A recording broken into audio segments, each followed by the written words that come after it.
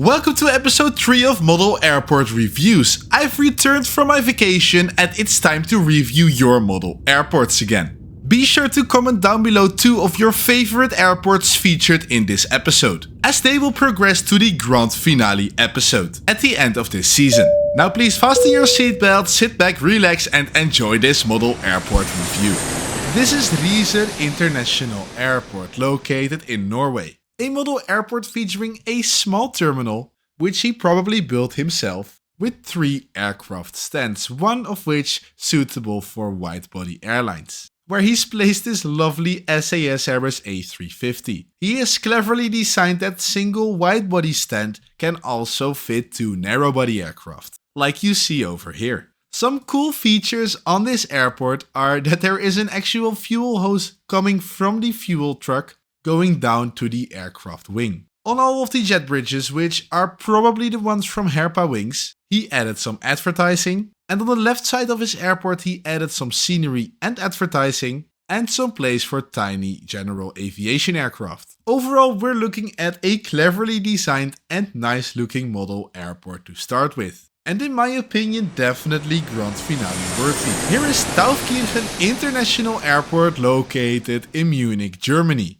It is the first airport that the creator has ever built, and I think he has done an awesome job. Mainly because he added some cool scenery. Trees, rocks, grass tufts, modeling grass, this airport has everything. I really like this image with some scenery with trees and a Herpa terminal and air traffic control tower in the foreground and the Etihad cargo landing in the background. On his airport he has got a bunch of Lufthansa and German traffic. And honestly, my only advice for you would be to add some light poles to your airport. But for the rest, you have done a fantastic job at building your first ever model airport. Next, we take a quick look at Porto Alegre Airport in Portugal. And I honestly think we take a step down in terms of realism compared to the previous 2 airports. Though it is worthy to mention these kinds of airports. My big tip for you is to make an airport on a wooden surface. I mean, this paper surface works, though you should have painted it grey or black before you started adding all of the markings, because the markings do look really good. He also added modeling grass, some taxiway signs, but it is a shame that it is a white surface. And it's a bit wobbly as well, as there is some air under the paper. So my tip, and this isn't only for you,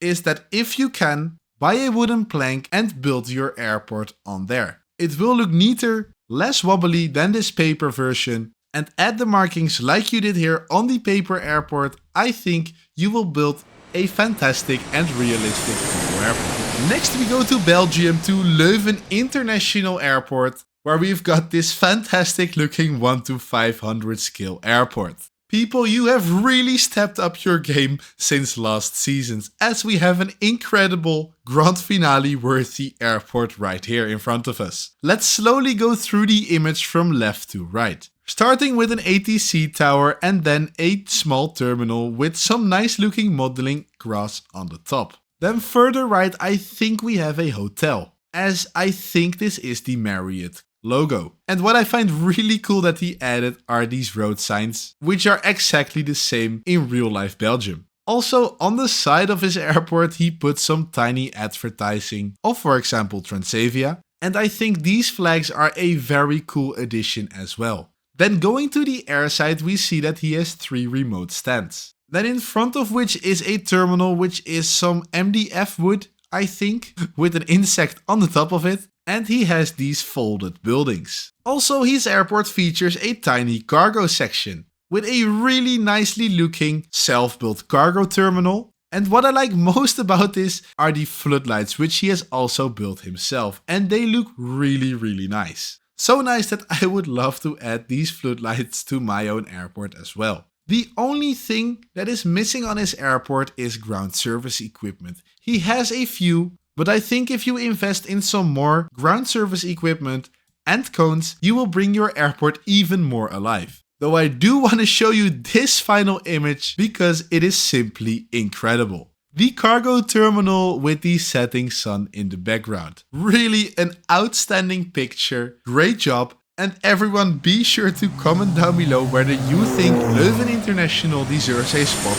in the grand finale. Welcome to Kozuszko International Airport located in Poland. It is a very long airport with multiple runways and multiple terminals. And a lot of activity going on. And he has done an awesome job on the layout planning, as it fits a bunch of model aircraft, some of which have been folded out of paper and others are diecast models. I find it interesting the way he added the runway markings, as they are just simply cut out pieces of paper, which of course is a very effective option. This image right here just portrays how much activity is going on at his airport. And the scenery around this image with the trees in the background and the grass tufts and the building on the left really make this airport come to life. The ground service equipment is a mix of clay and paper folded vehicles. And overall I think he has done a pretty decent job. There is nothing too special or outstanding about the airport, but it does look very realistic. And like I said, he has done an awesome job on the planning part, as fitting 3 runways and 2 terminals on a single wooden board really requires some creativity. Next we go down south to the equator, where we have BSG Airport in Bata, Equatorial Guinea. It is a mix of the real airport in Guinea and some fictional elements. He's got a huge paper terminal, having place for multiple wide-body or narrow-body aircraft, which he cleverly included in one aircraft stand, as you can see over here. Also, he has got some remote stands, and he has got a large runway.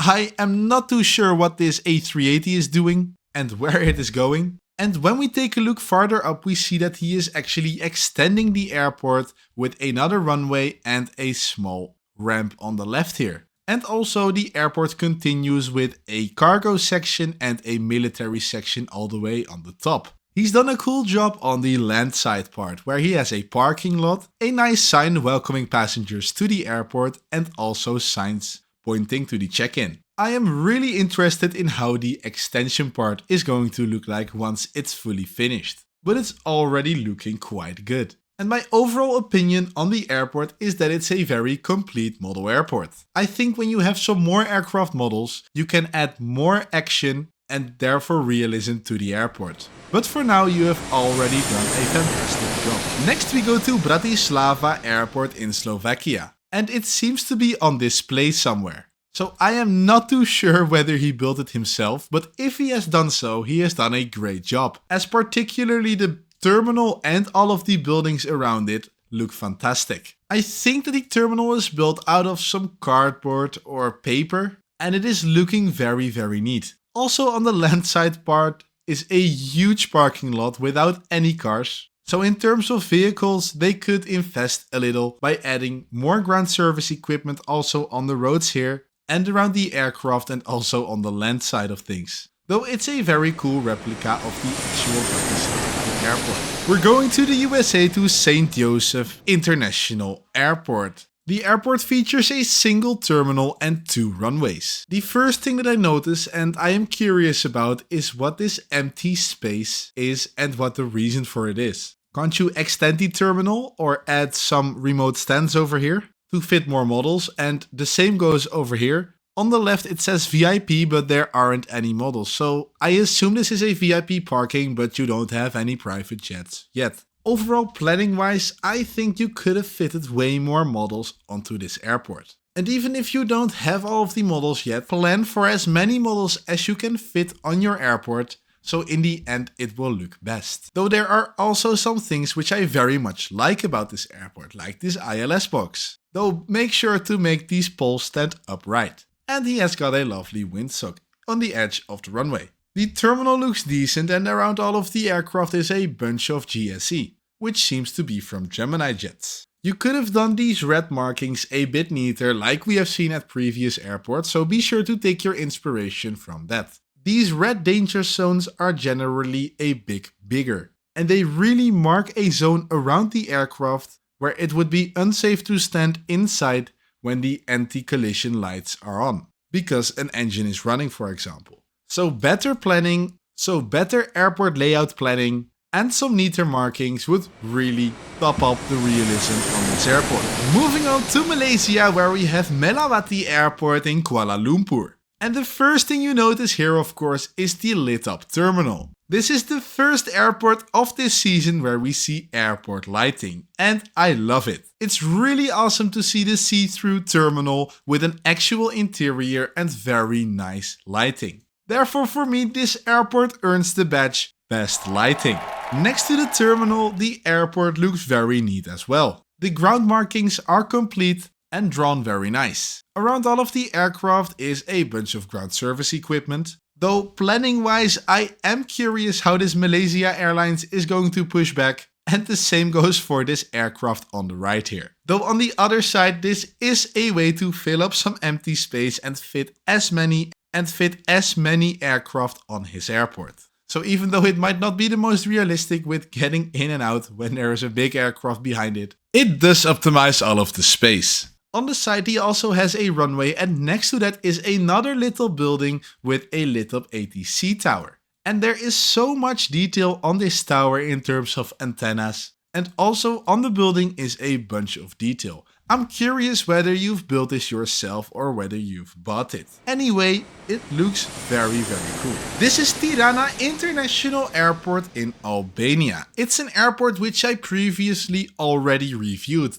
though he has redone some parts and improved it. It is a really tiny section of an airport, with place for maybe 5 or 6 models. This airport once again has done an awesome job on the ground markings part, looking all straight and settled. They are mostly the easiest done by using paint markers, for example those of Uniposca, which I always recommend. And he has done so here as well. Because you have such a tiny airport, you could consider adding a background, which would really improve the realism on images like these. He's got 3D printed ground surface equipment, and that looks really nice. Though you can consider using the paint pens to add some color to all of the GSE. Though your airport is very complete, and by adding a bit more color to your GSE and maybe also 3D printing some orange cones for in front of the engines and under the wingtips, your airport will be mega. Next we take a look at an old friend of the airport review series, namely Elizabeth Parkway Airport. The airport is located in northern London, and he has added some tiny details to it since I last reviewed it. For example, this tiny ILS box. He made a cutout in the grass and added it. The rest of the airport looks as neat as it did in the previous seasons, though if we go to the top left, we see that the ATC tower is still under construction, which he nicely recreated using Legos. And what I find really cool is the Concorde on display here. Another cool detail are the taxiway signs that he has on the modeling grass, and he also added these small signs on the ground, which I think he printed on paper. He submitted this image of this Air India A350 taxiing into the stand with a water salute, which is some very cool photoshopping. And also this image of this British Airways A350 coming into land with some high speed. He very nicely photoshopped the background blur. Overall, Elizabeth Parkway, an awesome model airport. You could consider adding a background to the white wall here, but just like in previous season, it's an absolute pleasure to have you on the series. And the final airport of today is San Diego International Airport, an airport fully built out of paper, including all of the airport buildings, the terminal, ATC tower, and also some of the models. And like I previously said, it's very white, though he has tried to add some realism and color by adding lights. And on the left side of his airport, he has modeling grass and some tropical palm trees, which I love to see. Also, he printed the San Diego International Airport logo.